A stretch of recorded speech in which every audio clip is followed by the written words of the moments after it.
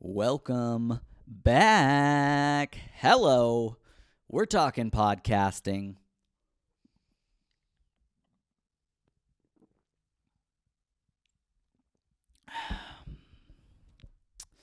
Once again, sponsored by Studebaker Atlantic Ale Alcohol Fry.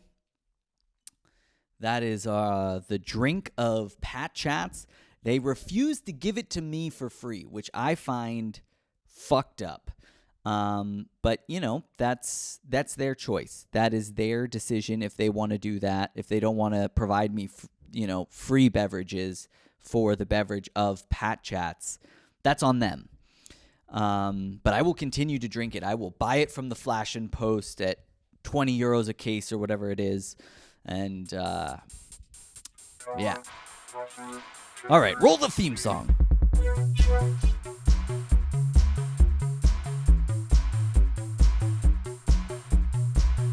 Hello, and welcome back to another episode of Patchats. That's right, we're back with another solo chat. I've been recording a few of these to release for the summer.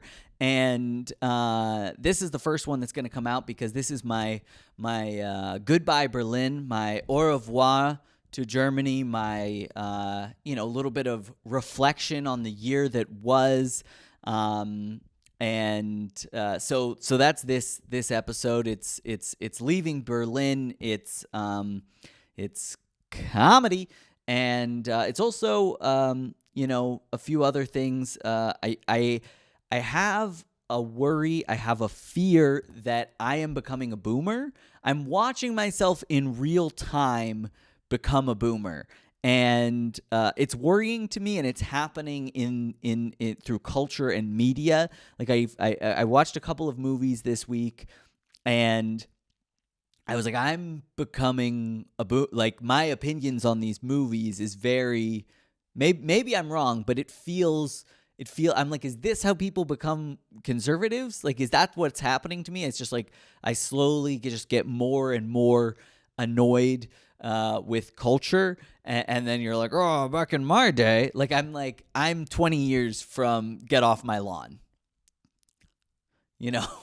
That's what it is, But anyways, we'll get to that later. Patrick's movie corner, Patrick's film corner. But on the top of the show, if I can speak English, my first language, my mother tongue, top of the show wanted to talk about it's that time of year. I'm leaving Berlin, and look, I have been accused in the past that I maybe like to make a big deal out of moments, For example, when I left Seattle, I lived in Seattle for 2 years, just 2 years. And when I was leaving, I threw myself like 47 goodbye parties. I felt like it was momentous, it felt big for me. And so I wanted other people to acknowledge how big it felt. And so I threw myself like 64 goodbye parties. And a friend of mine, James, was like, you're having another going away party. And I was like, yeah, that's right. And I'm going to have about 89 more after this. And so my point is that, maybe I'm a bit hyperbolic. It's kind of who I am. And I'm not sure if I used hyperbolic correctly there because I'm going to be honest, my grasp of the English language isn't great. But maybe I'm a bit, I like attention. Obviously, I go on my main passion and hobbies are going on stage to try to make strangers laugh and talking to myself in my living room to put on the internet. Like, those are my main passions. Like, that's what makes me tick, is hearing my own voice and recording myself just talking.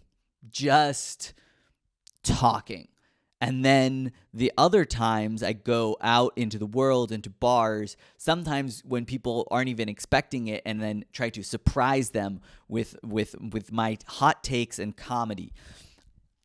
So that's me. But the point is, I'm leaving, and now this has become a regular occurrence.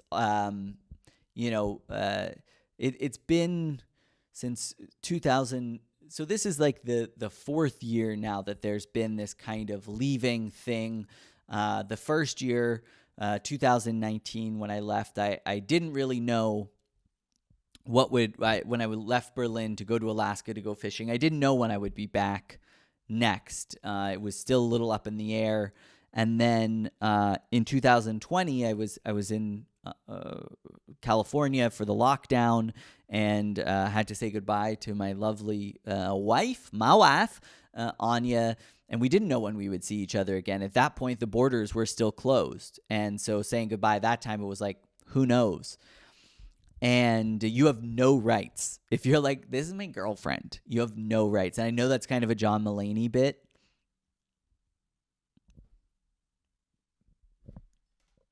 but the point is, we had zero. So we're like, we don't know when we're going to see each other. And then in 2021, I came here, and I got my language learning visa, and I left Berlin after possibly the worst spring weather-wise of my life. I mean, it was snowing in May. It was terrible. There was the lockdown, no comedy, brutal.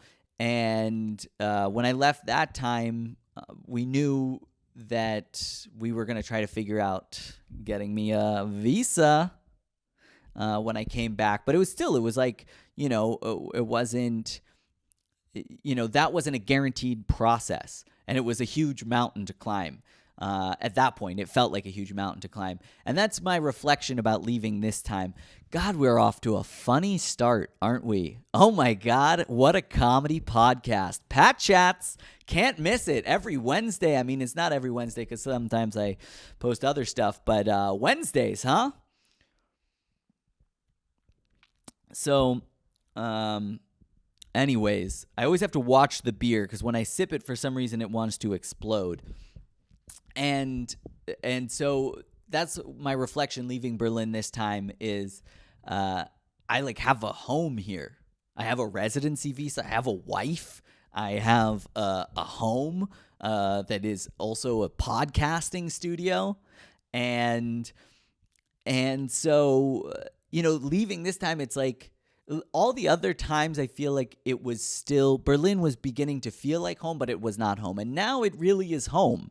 And so it's sad to leave. The annoying thing about leaving is, everybody says, if you're going to come to Berlin, come for the summer, go, because the city comes alive. The parks, it's really a Cinderella-esque transition it's like any movie. That's the transition Berlin goes to from winter to summer.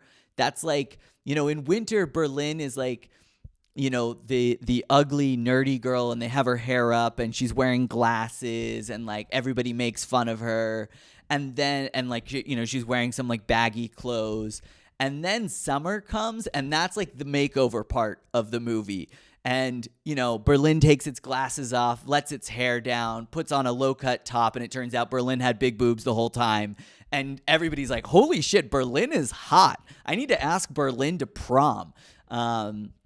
So that's kind of the movie transition the city of Berlin goes through from winter to summer. It's not like, I love Berlin. It's really my home, and it has a lot to offer, but summer is the time. Summer is the time. There's lakes to go swimming in, parks to be lounged in. You can drink in public here, which is still something it's a pleasure. And the city is alive. The streets are alive. It's just beautiful. You can sit by the canal. It's lovely. It's lovely in the summertime. And that's when I always have to leave. Right when it's about to get good, I'm like, adios, ciao, sayonara, other ways to say goodbye. And So that's always a bummer. And the real bummer is like a summer in Alaska. I mean, sometimes it's beautiful up there. It is sometimes beautiful up there, but a lot of times you get up there and you're like, this is like March in Berlin. It's cold, it's gray, it's raining, it's not nice, and so that's always kind of a bummer. It's like it's like having a fruit tree in your backyard and the blossoms start to bloom and you're like, it's so beautiful. And you know those blossoms are going to turn into like amazing, delicious fruit. And then before the fruit ever appears, you have to leave. And by the time you got back, there's like 2 or 3 pieces of fruit left, but mostly it's been eaten by all of the squirrels and the birds, and some of it has fallen onto the grass and just decomposed. And that's what it's like for me to leave in the summers. And like everybody's making all of their summer plans, all these amazing, fun, different plans that they're going to do. And you're like, excellent. I hope you guys have a lovely time. I'm happy for you. You have to be happy for the people. You don't want to be the one that's bitter, but I'm fucking bitter. So it's always, it's always hard to leave. But I will say, as much as I dread, the not sleeping and the hard work and the shit weather and the stress and all of these things that working as a fisherman in Alaska bring, what I will say, it's an adventure. You're going to Alaska. I mean, Alaska is an adventure. Every year there's a bear wandering through the boatyard at some point. Every year you take one wave over the side of the boat that makes you think like, whew, kind of got lucky on that one. Kind of got lucky that we didn't get fucked up on that one. It's a fucking adventure. And I like adventures. I will say, I'm an adventure guy. I like a controlled adventure. I'm not a roller coaster kind of adventure person, but I am like, yeah, let's hike out into the wilderness kind of adventure. And so I'm excited for that. But, it's going to be this is me. You're watching me in real time try to sell myself on the idea of having to go to work, which I don't like doing. I prefer not working. I prefer this. This is what I prefer. So if Studebaker could reach out for a sponsorship, that would be great. Recommend the podcast to a friend. I can't go another year. But we're having fun on the pod. It's a comedy podcast. You're listening to a comedy podcast. So what I will say is I got a lot of time. It's a lot of work, but there's no internet. People are like, oh, can I reach you? And I'm like, you're not going to be able to read. Like, send me a message. I love getting all the messages when I come back, by the way. So if, let's be honest, it's mostly friends and family watching this podcast, or it's a stranger. Hit me up online. Send me a message while I'm gone. I love coming back and seeing all the messages. It makes me very happy. That gives me a sense of, fulfillment, like I was missed, and I appreciate that. So I like that, but there's no Wi-Fi up there, so it's like I end up it's the only time of year I read books. It's actually kind of one of my I actually like that. I'm like, if there is no internet and I can't check Instagram or TikTok or YouTube, and I can't watch something on Netflix, then I rediscover that I actually do love reading. If just all of those other things, Instagram, TikTok, Netflix, YouTube. It's really, if I ranked it, actually would be like TikTok, YouTube, Instagram, Netflix. Like if all of those are gone, then reading all the way. Reading is amazing. I mean, when those other things are on the table, then, fuck reading. But yeah, so I enjoy that I read up there. But what I need is book recommendations and podcast recommendations, audiobook recommendations. So I know I say it a lot, but get in the comments. Send me a message. Get in the comments. Send me a message. Get in the comments. Send me a message. Get in the comment. Let me know. Let me know if you have something good. So yeah, I'm leaving Berlin and I'm sad. I mean, obviously the hardest part is leaving, my wife and also all of my friends here. And now the new wrinkle, for the first time, this is an added layer of hard to leave, is comedy.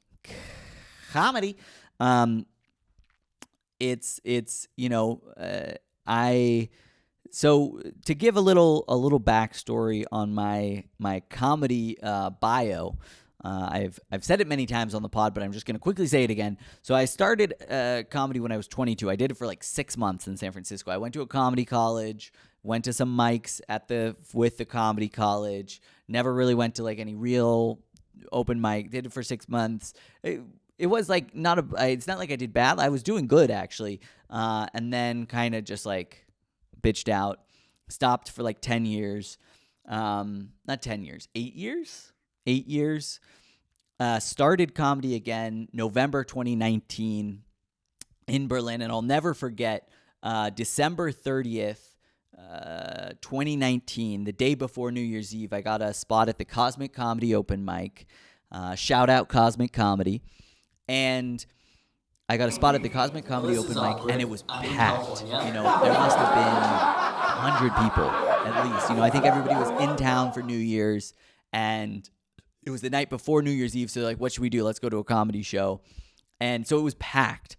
And I did my 5 minutes or whatever.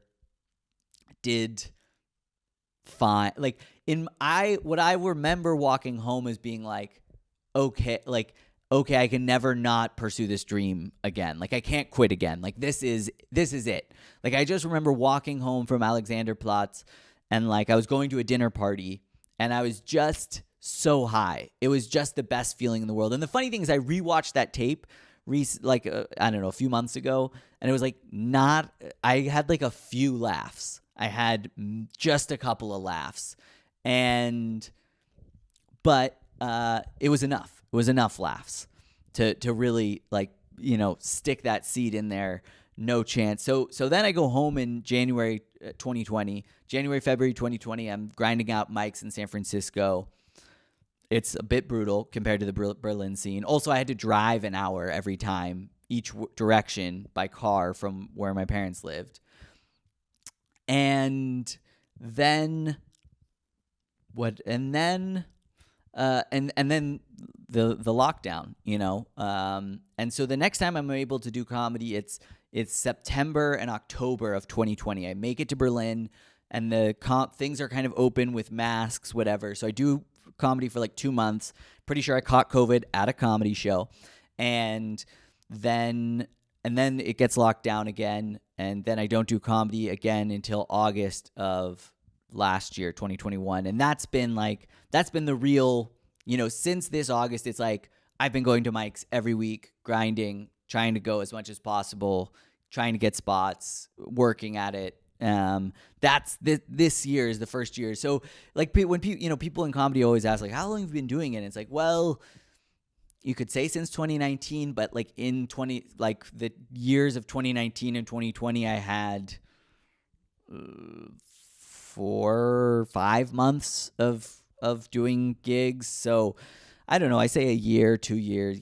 Anyways, it doesn't matter. God, this is maybe not a great podcast so far.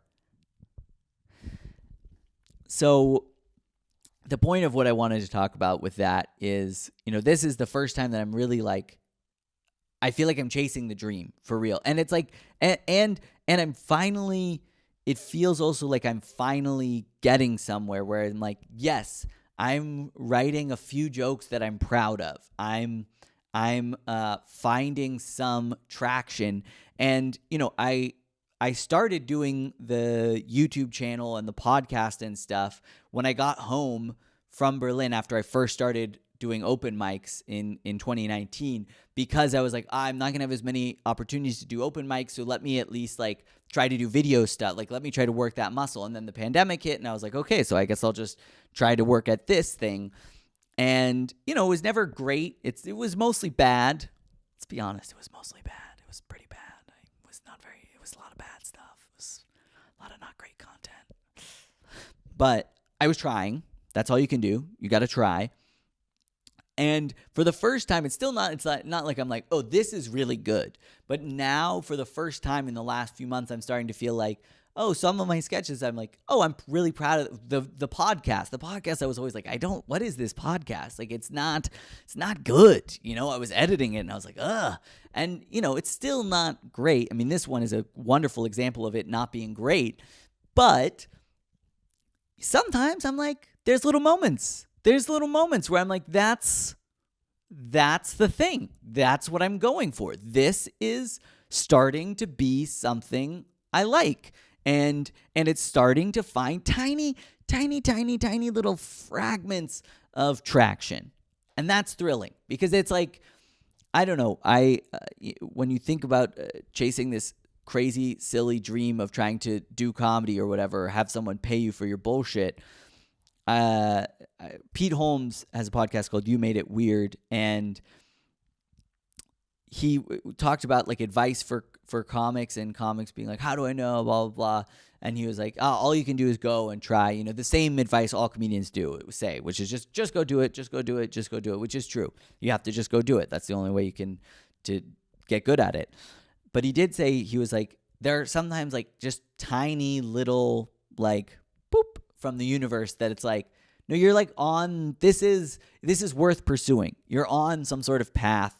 And obviously for him it worked out, so those signs are real. For me, maybe those signs are just my ego or some just total insanity and like insanity in myself, like an insane amount of believing in myself, which is the wild thing about my personality, is that it's like I hate myself an insane amount and I believe in myself an insane amount, and I'm hoping that will translate into something interestingly or funny, interestingly artistic. I don't know. So that's the thing. And I felt like this year there was a few tiny little moments like that. And so I've been doing comedy for like a year, maybe 2 years, which is basically no time. Everybody says, in your first 5 years, nothing you do is good. Basically, you're terrible for your first 5 years, and really, you can't expect to do anything that's like even in the ballpark of like, okay until 10 years. Like, it takes 10 years to get good. Like, that's just every comedian you hear from. It's 10 years. You got to put in the time. It's just it is what it is. So I am, like 1/10, maybe less than 1/10 of the way of putting in the hours, the 10,000 hours, whatever, Malcolm Gladwell bullshit. But this was the year that it was like, okay, I felt like there's something here. And so what I wanted to talk about was this night where I felt like a real comedian. And just, because I feel like I have to say this because I do hate myself, I am an open micer comedian, I am an open mic comedian. I am below mediocre. I feel like I am funny occasionally. I find small, tiny moments where I'm like, that's a thing that I'm happy about. But mostly it's not great. I am nowhere, and I'm not claiming to be anywhere. But I will say,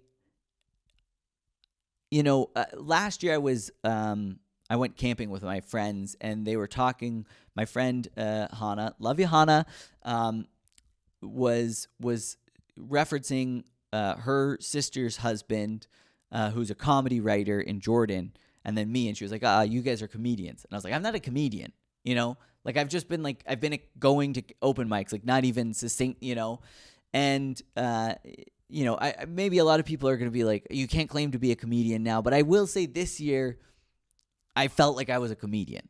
I felt like, I might not be a funny comedian, quite possibly not a funny comedian, but I'm pursuing the art of doing stand-up. Like I am doing the things I can relate to, the stories I've heard about what it feels like to chase the dream of being a comedian, from like good shows to bad shows to high moments to low moments, like the whole, that whole thing. And I was thinking about like, what was the moment? What was the moment where it turned? Because I think it's a lot like this movie that I wanted to reference, Fault in Our Stars. And oh boy, did Fault in Our Stars fuck me up. That movie, oh my God, I saw it in theaters in Seattle, Washington. I went with two of my girlfriends. We went, and I cried so much that the girls in front of us had to turn around and just gave me their whole tissue box. Like, they were like, I think you need this more than, they like took a few for themselves and they're like, keep the rest of the box. Meanwhile, my gal pals, not a single tear. That movie fucked me up. But in the movie is about some young star-crossed lovers, and I can't remember if they're both sick or just she's sick. One of them is terminally ill for sure. Maybe they both are. But one thing they said in that movie is, when someone is dying, you don't know when your best last day was until it's already happened. You'll look back and be like, that was our last good day. That was our last good day together, which is so fucking sad. But I think actually I feel the same way about the moment of like, oh, I feel like a comedian. Is now when I look, that night, it's not like in that night I was like, tonight I finally feel like a real comedian. It's more like now that I look back, I'm like, there was something happening, and that night felt like a turning point. And it was right before Christmas. And when I originally had the idea for this podcast, where I wanted to talk about like, this year and doing open mics and doing stand-up comedy and everything, I thought about this night because I had a voice memo of my third set where I told the story about what happened at the second show of the 3 shows I did that night. And I was like, I want to set that story up and then just play that audio. It's like not good quality. It's just, a voice memo. But like that was a moment. That was a moment that felt magical. And unfortunately, I have to call back to fuck Air France, because the voice memo was on my phone that Air France stole from me. Call back. And so anyways, that night, it was December 23rd, I think. We were about to leave, like Anya and I were about to leave to go home to her parents for Christmas.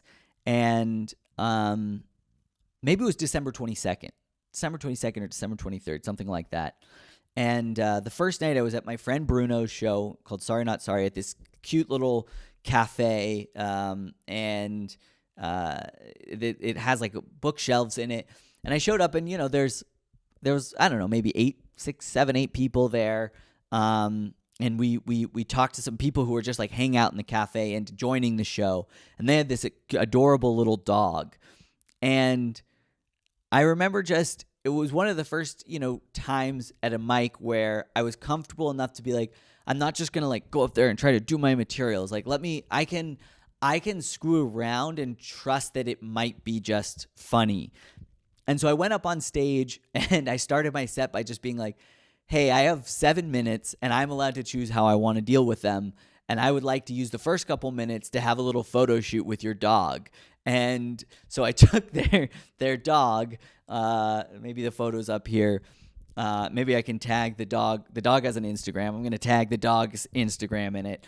And so I just took their dog. I was like, hey, I have 7 minutes and I'm choosing to use the first 2 or 3 minutes to just have a photo shoot with this dog. And so we just had a photo shoot with the dog, and the dog seemed okay with it. The dog owners loved it. The dog owners were like so about it. They were so about it.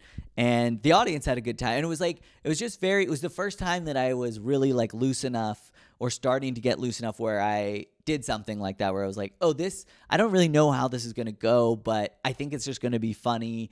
And it was. And it was a moment of trying to be naturally funny on stage instead of preparedly funny with your material. And both are very important in comedy, I think. Again, I've been doing this a year and I'm not funny. So then I go, and at the first show, the host of the first show tells me, yeah, I had a crazy experience today. Some guys reached out to me and they said, hey, my friend wants to propose to his girlfriend and he wants to do it in an open mic. Yeah. And he wanted to have his friend come up on stage and do the proposal on stage at the open mic. And I told him, like, no fucking way. And I was like, oh my God, that is so wild. Like, what a crazy idea for a proposal that would be like so awful. And so then I rush off to my second show, and I'm like, rushing, and I rush over there, and I get there, and the host is like, hey, funny story, this guy wanted to do a proposal, and we thought, like, what a fun idea. And so he's going to do the proposal, and then you'll follow that. And I don't know. I have to assume if you're watching this, you probably understand comedy a little bit. But, the context of who you follow in a show can really, and what they say, what they joke about, can really affect your set. It can affect how the audience sees you. So following a wedding proposal at an open mic, not ideal. Not ideal. Not the ideal situation. So he goes up. He starts the proposal with an apology. He's like, kind of like, I know I fucked up before, but I hope you're gonna love me. Like you'll commit to me anyways. And first of all, it's him, the girl, I think 2 of her friends, and then 2 or 3 of his friends, and then maybe like 1 or 2 other audience members in the back room of this smoky bar in the neighborhood called Neukölln in Berlin. I can't think of a less romantic setting for a wedding proposal. Like, I mean, I just cannot emphasize enough how unromantic it was. And before the proposal, these girls were not happy to. It's not like I got the sense that like, oh, she loves comedy, and so this is something they've shared together before, and so this is a moment where, she'll think, oh, he's trying comedy, something that we've always loved doing together. No. She was on her phone. She did not give a shit. She hated this amateur comedy open mic that she was at. She was not into it. They were mostly all, like, the guys were a little bit into it, but, like, her and her friends were, like, not into it. And, like, she's on her phone. It's a thing. And so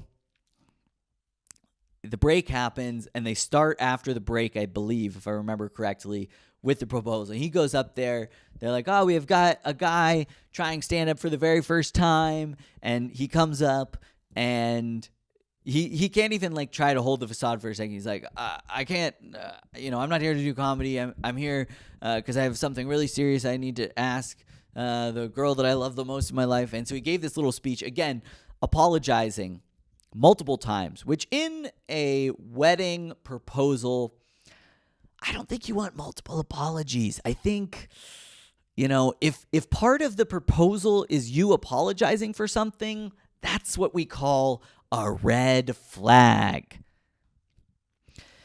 So he's apologizing, he's proposing, and he also does the classic thing that I feel like is like, I don't understand what the term gaslighting means. I'm sorry. I don't know exactly what it means, but I feel like this might have been gaslighting.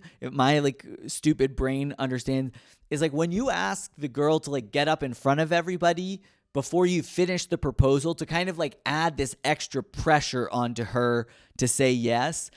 And so like he starts his apology proposal, gets her up on stage, finishes the apology proposal, and, it's like so awkward. Like one of the most awkward experiences I've ever had in my life. And like, I had pretty bad chest acne in high school. So, locker rooms were awkward for me. And anyways, this was awkward. This was so fucking awkward. And the proposal ended how any wedding proposal you would want to end, with a hug. No kiss, just a hug. And they sit back down, and then the host is like, all right, and let's welcome your next comedian to the stage, Patrick Moore. And I go up there, and I'm like, what do I do? Like, what? And so I'm like trying to I'm making some jokes. I'm like, so that was like a lot of apologies. Can you tell us? Like, it sounds like you cheated.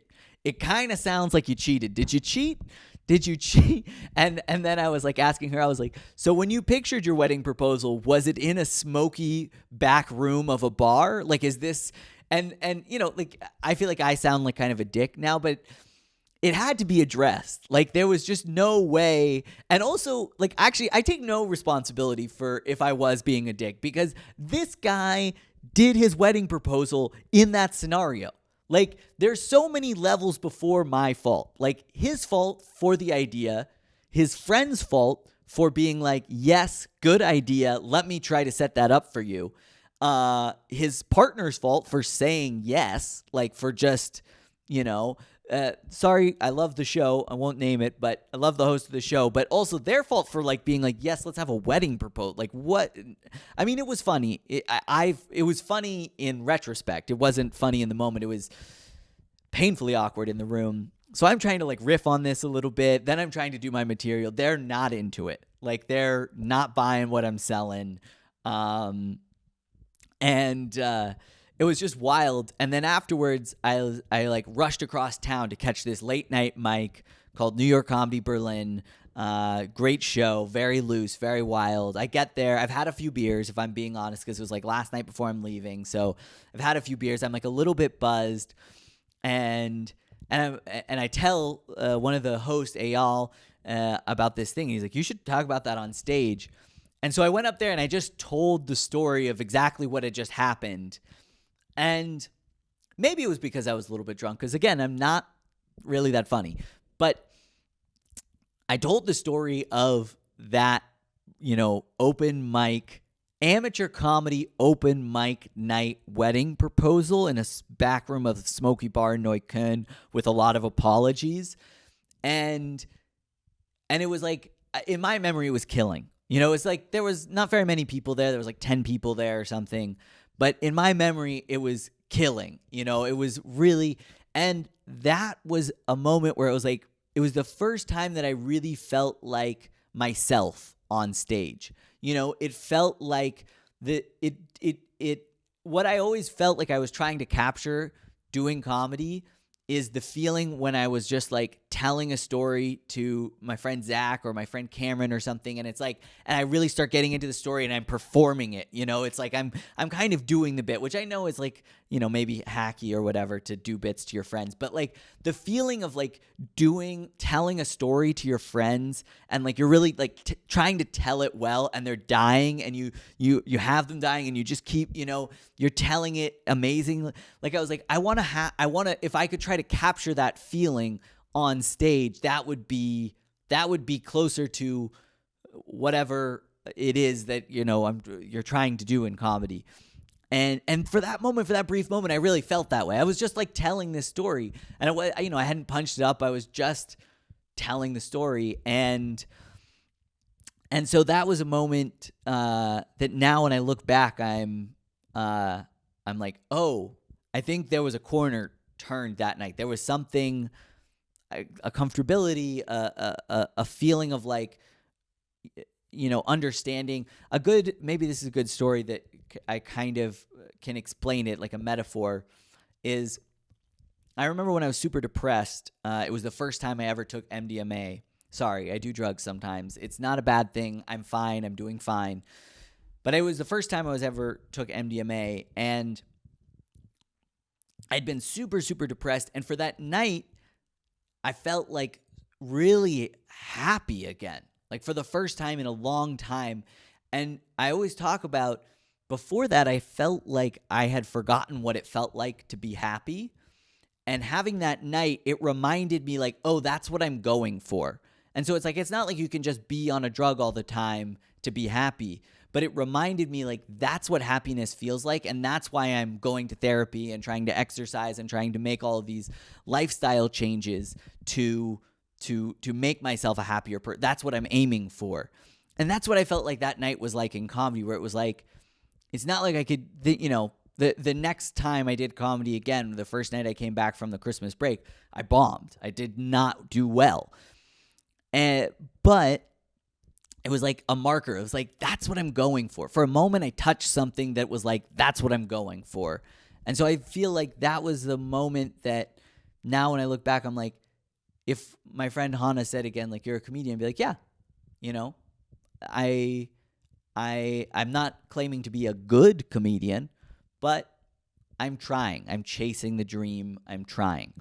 And that was the night that felt like that was true. And I wrote like a cheesy Instagram post after that night about how part of what I find enjoy, like, I love doing comedy, but part of the thrill is to be chasing the dream and to feel like I'm finally chasing the dream. This thing that I always knew I wanted to do. I told my parents when I was 21, I took them out to dinner and I was like, I want to be a comedian.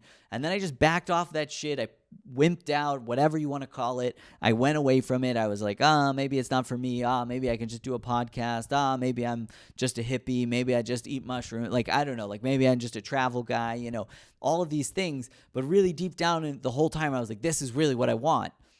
And the joy of finally chasing something that I really want, even though it might not work out. It probably won't work out. Even that, it's like, at least I'm chasing it. At least I'm trying. And if it doesn't work out, I won't think, well, fuck, I didn't try. I tried. I'm trying. And that's all you can do. All you can do is try. And so I wanted to read the post I wrote that night. And because I think, I don't know, I spent, like, I came home drunk, Ani was asleep, and I was just, like, sitting in the kitchen, like, typing on my phone, like, writing this post. I, like, wrote this whole thing, and then the next day on the train, I spent, like, a bunch of time editing. I spent, like, way too much time writing an Instagram caption, basically, because I'm lame. But I think it's worth reading, so I'm going to read it. It's my fucking podcast. I'll do what I want. It's my podcast, so let's read this thing. Here we go. Dead air. We got a little bit of dead air. Am I right? Okay. So let's fucking read this thing. Okay. I had to put a trigger warning. Totally unfunny, very sincere post because I felt awkward that I was being sincere because comedy is it's not cool to be sincere, you know? Okay.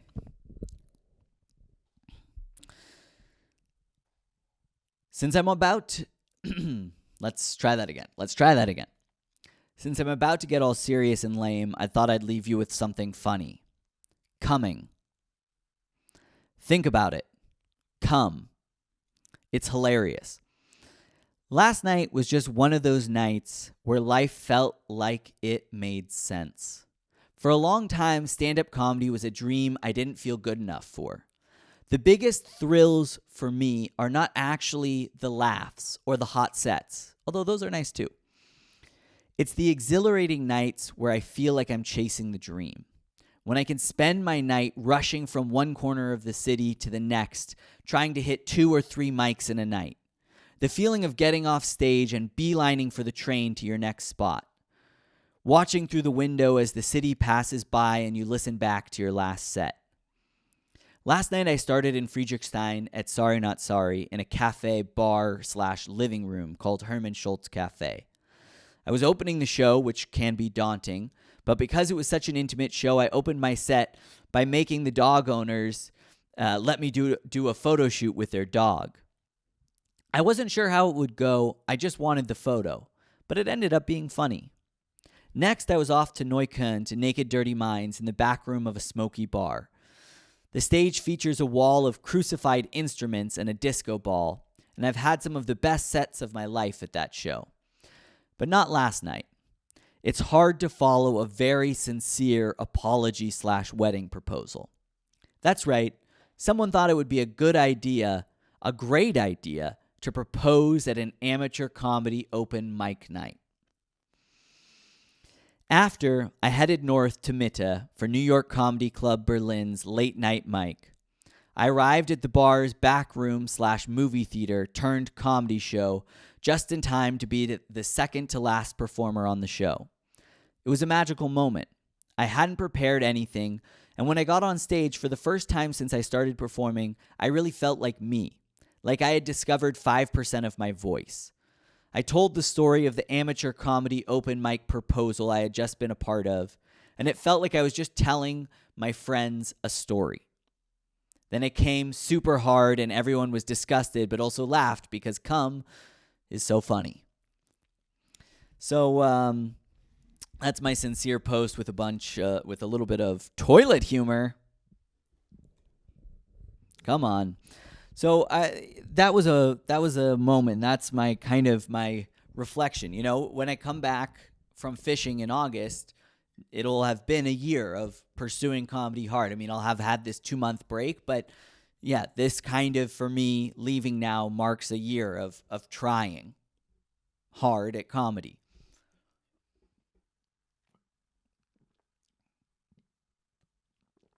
And so I wanted to reflect on that. And I'm sorry for that. But how about that? Who proposes at an open mic amateur comedy night? Someone who apologizes during the proposal, which is bad. It's not that's a red flag if you apologize during a proposal. That is a big time red flag. And so if someone takes you to an amateur comedy night and you apparently hate comedy in English and you're about to leave that city and your partner kind of appears has cheated on you and then calls you up on stage and apologizes and then says, please spend the rest of your life with me because we're going to be apart and I'm scared you're going to date someone else. That, I don't know if you should say yes. I would say no. Personally, I'm on team say no. But she said yes, with the caveat of no kiss. It was a hug. Post-proposal, it was a hug.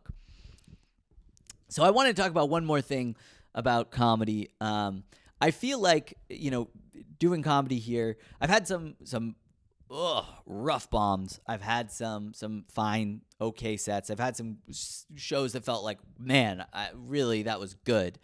But I will say there's always there's this level that I feel like I have a bit of a comedy glass ceiling where I'm like, it's not like I've ever killed. And, you know, I think probably on the scale of professional comedians at, you know, the Comedy Cellar or the Comedy Store, most of us here haven't killed at that level. Maybe a few.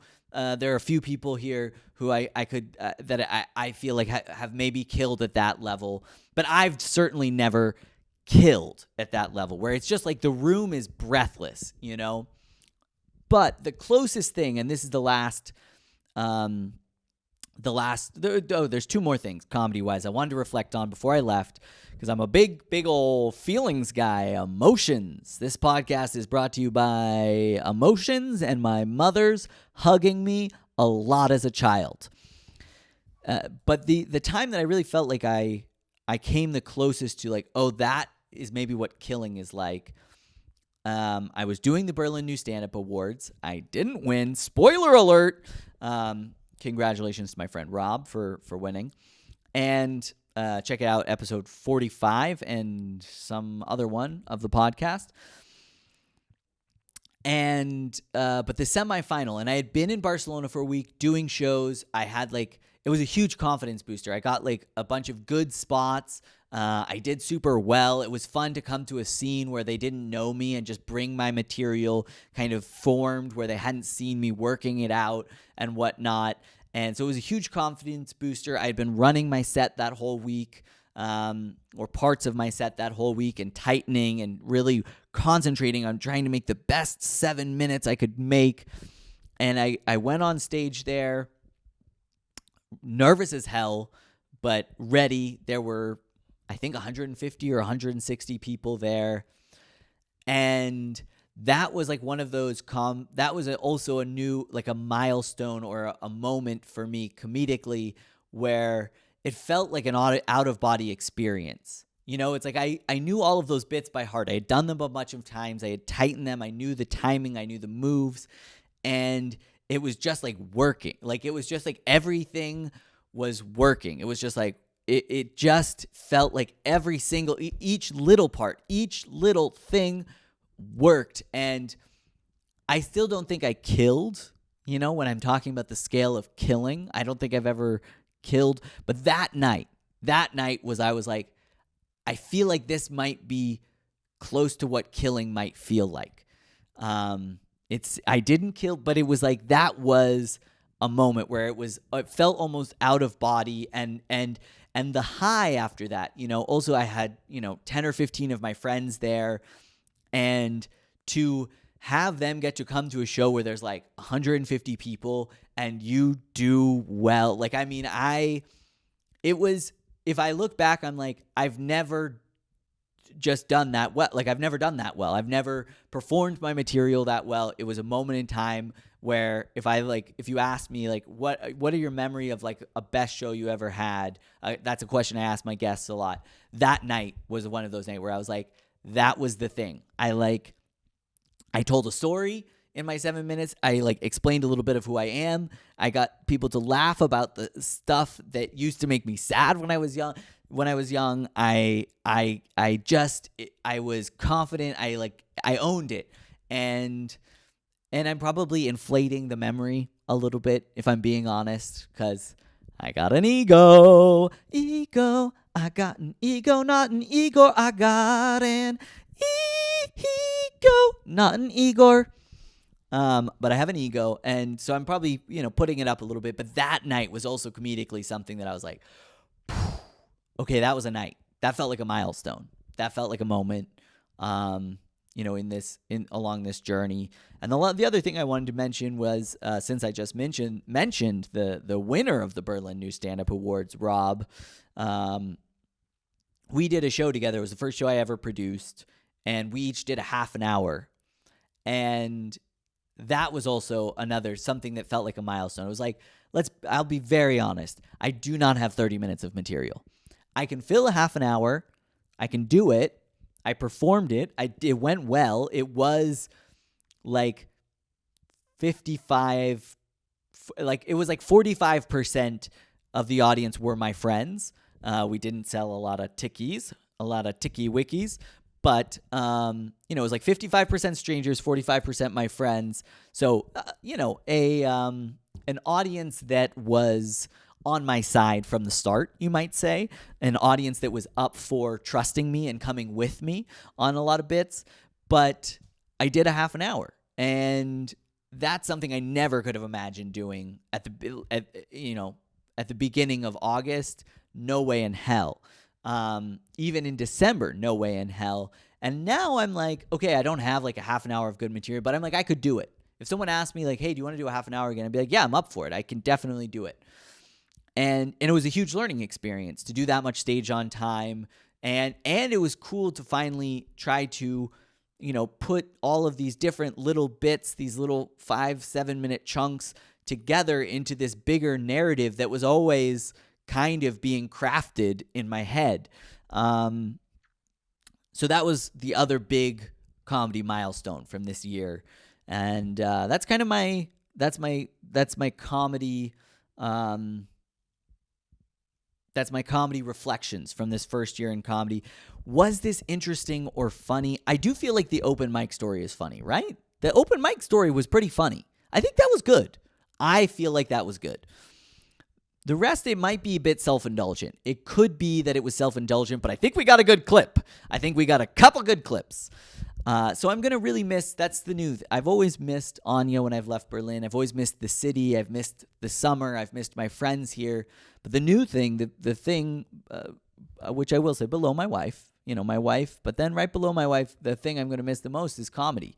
I'm going to miss, the comedians, the scene here. I'm going to miss going to shows. I already this week, I'm winding down doing shows, and I had a couple of ideas for like new bits or things I wanted to work on. I was like, fuck, I'm not going to get a chance to try that. So I'm going to miss comedy, but I'm loving pursuing the dream. I can't wait for next year and see what I can do next year. I hope if I can match the progress I made this year, next year, I'm going to be ecstatic. And this podcast is becoming something I like. The interviews, I think, are becoming more interesting and funnier. The podcast is becoming funnier. I'm loving doing these solo episodes. And guys, I don't want to sound like a YouTuber, but if you love the solo episodes, let me know. Get in the comments. If you love the interviews, let me know. Get in the comments. If you want to see more DJs and less comedians, let me know. Get in the just let me know. Get in the comments. It's a stupid joke that I think only I like.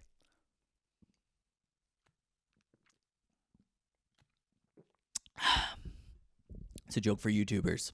Anyways, the podcast is becoming something I like. Like everything is it's becoming something I like, and that's exciting. So, one of the things I feel like that's really I've noticed worked for me on the podcast, doing the solo casts, is people seem to enjoy the rant clips when I rant about something mundane. I had some choice words about Ben & Jerry's half-baked ice cream. That was like one of the first podcast clips that I felt like, oh, that got a little bit of traction. We got a little traction with that one. More recently, I was talking about poop shame. People seem to like the poop shame. I talked about my lack of body grooming. Some of these types of like little moments are something that I feel like, is something that people responded to. And I'm like, okay, so you guys like that. So here's my clip. And if you're listening to the whole podcast, you probably already saw this on the socials, but hey, we're about to try to make a clip. That's what I'm doing. This podcast is honestly mostly a vehicle. Like, I want people to listen to the podcast, but at this point, the only place I'm finding any success is Instagram. So it's basically for a clip. I'm doing this. We're about to try to make a clip. We're trying to make a clip. You know what I hate? All right, we're making a clip. Shower curtains. Now, I have to say, one of the things I hate the most in all of life is these like flimsy, thin shower curtains. We have two. We have two in our bathroom. These flimsy, cheap, they were like 42 cents at IKEA. The IKEA paid us €5 to take them. That's how cheap these shower curtains are. But this is true with all shower curtains, but the thin ones, it's especially true. You know, you crack the window in your bathroom, and now because you obviously you want to be aware of condensation. You don't want to let condensation build up, steam from the hot shower, the whole thing. So you open the window, which creates a breeze. And now that flimsy shower curtain is starting to like suck in, and there is nothing grosser to me in the world than one of these shower curtains, these thin, cheap plastic shower curtains blowing in and sticking to your body. Like, you're in the place to be clean. Like, you are doing the thing to clean yourself. You are in the process of cleaning. You want to be clean. You are trying to get clean. You're putting soap on your body. You're exfoliating, hopefully with a scrubber, and you're trying to make yourself clean. And then to me, the most disgusting thing in the world, besides maybe like a dumpster rat or just a dumpster rat, is maybe the only thing grosser to me. If we're being honest, sometimes it's slightly moldy, gross, plastic shower curtain, sticky, kind of blows in and sticks on you and just undoes all of the cleanliness that you're doing. And to me, it is one of the worst punishments. You know, when America was cared about the fact that they were torturing people, which we don't care about anymore, they were doing a lot of waterboarding. And I'm like, why bother with waterboarding? Let's just put these guys in a shower with a gross shower curtain and let the shower curtain just blow onto them and stick to their body as they're trying to clean themselves. Because that, to me, is the greatest punishment a human being can suffer. You know, these shower curtains are disgusting. How do we not have better shower curtains that don't like stick to the side of the tub and then blow in and stick to you? They're like, and they stick to your leg, and it's disgusting. It's fucking gross. It is vile. It is disgusting. And I hate shower curtains. I hate cheap plastic shower curtains. I hate them. And what I hate more than cheap plastic shower curtains is I hate when they touch you. That is disgusting, and I hate it. Clip it. So that was my shower curtain rant. I hate cheap plastic shower curtains. And I really hate when they touch your body because it's just so gross. And so maybe that's a clip. Maybe people like that. People find shower curtain hating relatable. I don't know. I'm trying. This is me trying. It's important to try. All right, so the last thing I wanted to talk about, I promised at the top of the podcast we would have a Pat's Cinema Corner, a little Pat's movie corner. Like really fucking around with this desk right now. This is a thing. So let's see.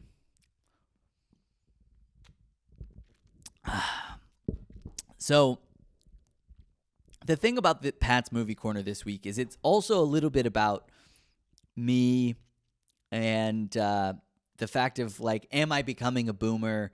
Am I becoming a Republican?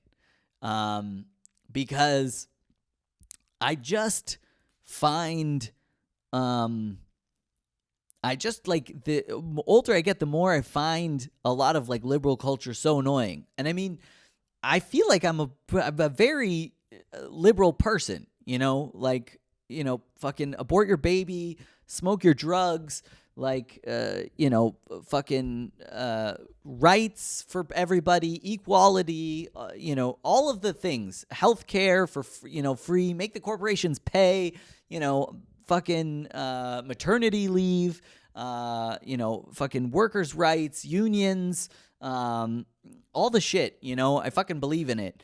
I hate the Republicans. But, some of the culture stuff from the people and I was thinking about it as like, I'm going home and I'm going to see some adults. I won't say who they are, but they're a friend of mine. I'm connected with his parents and they like to like ask about politics. And I was already picturing, I can picture us sitting there and they'll be like, oh, well, like, what do you think about, Biden or Roe v. Wade or, just any of the, the Republic, don't say gay bill, like all of the bullshit in America. And I was already like prepping my aunt. Like I was like, first of all, I used to get like that stuff used to fire me up because I would be like, like a lot of you adults in my life, you're the ones who instilled these liberal values. And then some of the stuff you're standing for now, the candidates you're standing for, I'm like, I don't get it. I don't like it. I think it's bad. What are you guys doing? But I was like, this time I'm just like not going to answer. Like, I don't want to get involved. That is one thing. I feel like everybody, I know, this isn't possible, but I wish everybody had the absolute pleasure of moving to a country where you can't vote, you don't really speak the language, so you can't really follow the news.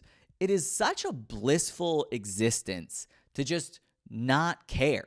And just not be involved. And I know, like, we should care, like, these things, they're right. Like, we got to care. Everybody's got to care.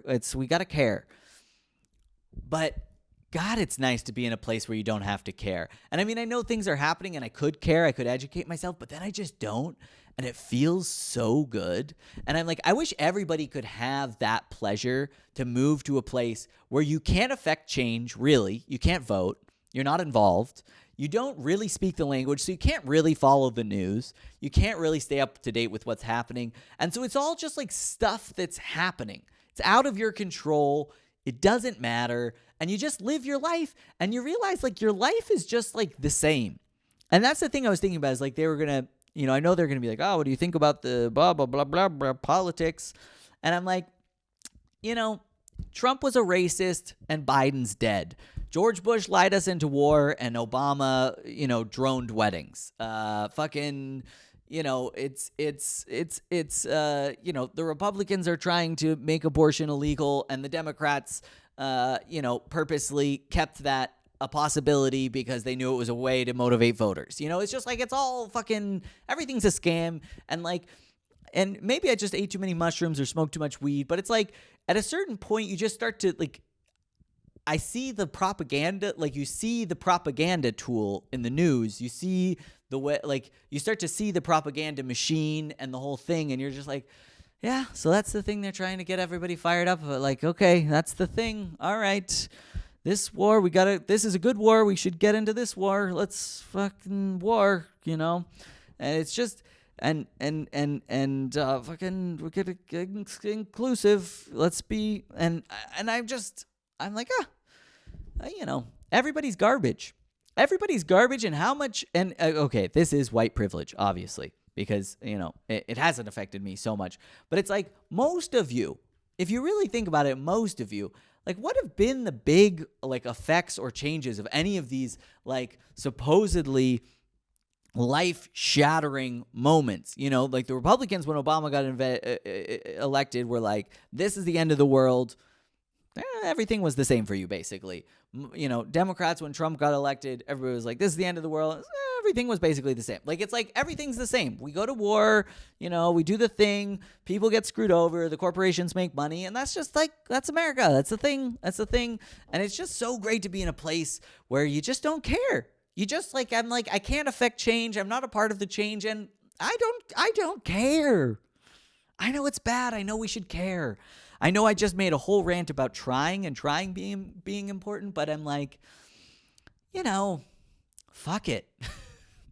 Just kill yourself. No, I'm kidding. I don't know. So the whole political culture war, all of it. I'm like, my friends just had a baby. That's cool. I'd like to meet their baby. I'd like to hang out with them. Congratulations, Matt and Elizabeth. It's like, you guys are great. Like, that's something cool. My other best friends, they just bought a sweet house in Denver. They're making a life. It's like, that's fucking cool. I care about that.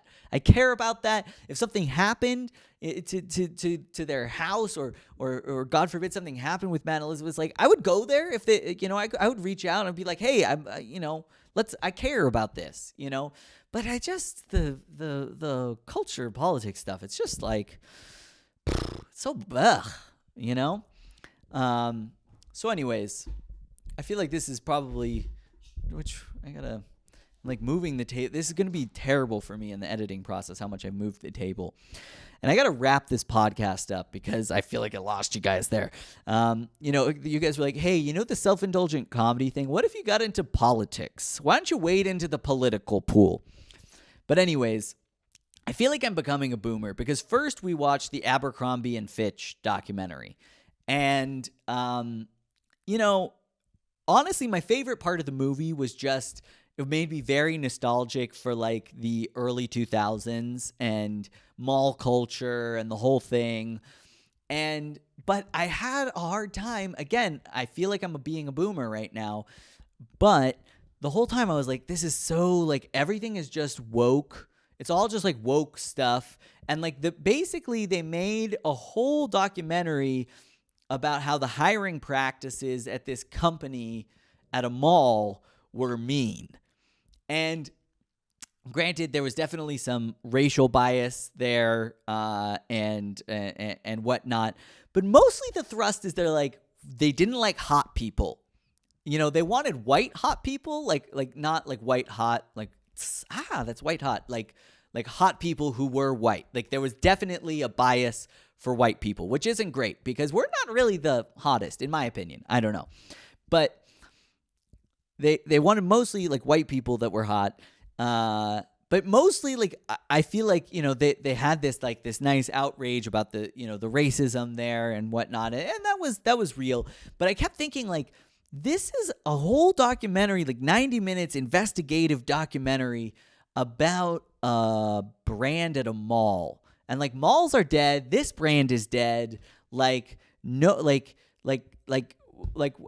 I don't know. It just felt like in the scale of like problems from this era, getting into the Middle East, the Jeffrey Epstein thing, which by the way, Wex Lesnar was like the funder of this company and picked the CEO, and there was like some, definitely underage sexual allegation weirdness there that they kind of just like barely touched and then left alone. And it's like, okay, I mean, there was probably some worse stuff there that they didn't want to get into because they're like, our focus is that they were mean because they were like hot people.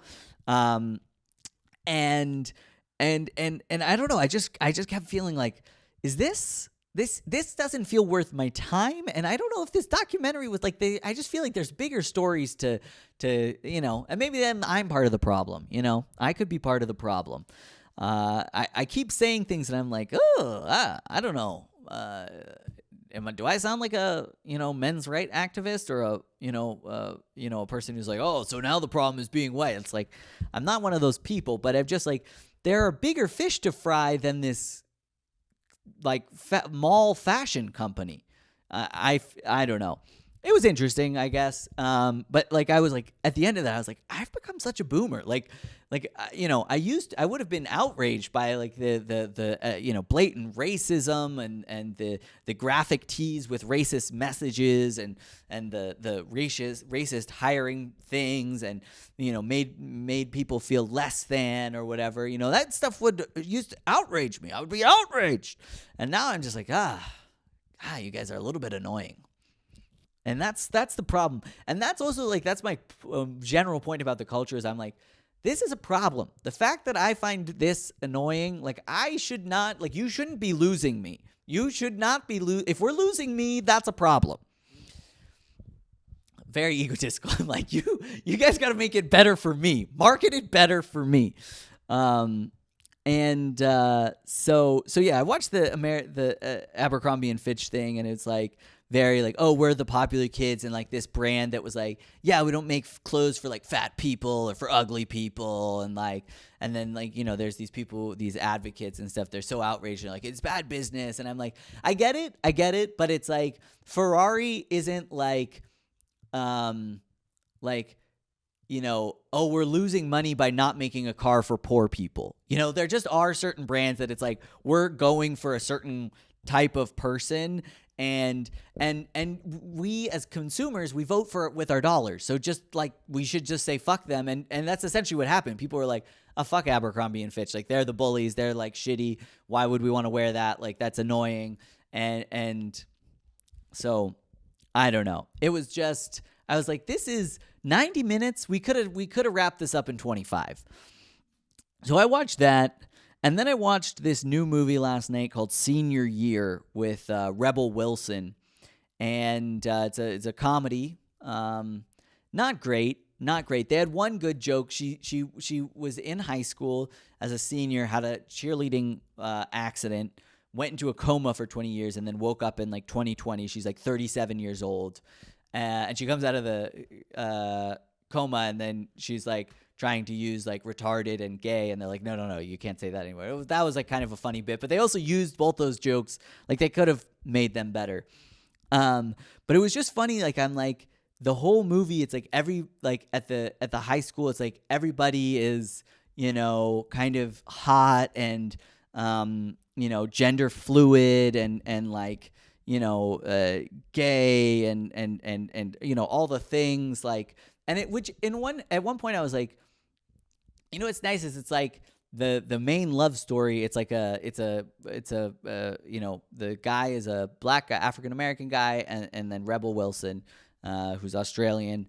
And I'm like, this is like, it's not even part of the story. They're not addressing that this like, oh my gosh, it's, and it's like, that to me is progress, because it used to, Guess Who's Coming to Dinner? That was like, it used to be a big thing.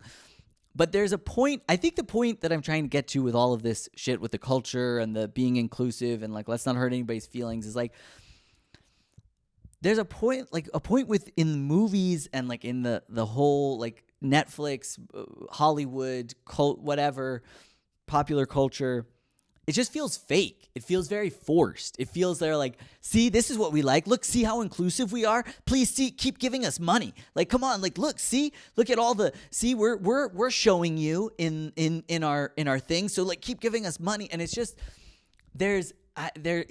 it feels, I think that's what makes me so allergic to it. Is just like, there's this lack of authenticity that it just grosses me out. And then I'm like, am I racist for being grossed out by this? Am I a boomer because it's gross? Or like, do other people feel like this? It was just a bad movie. And let's be honest, Netflix doesn't really make good movies. Sorry, Netflix, but you don't make good movies. You're good. You do good with the crime docs. You do good with the Netflix comedy specials.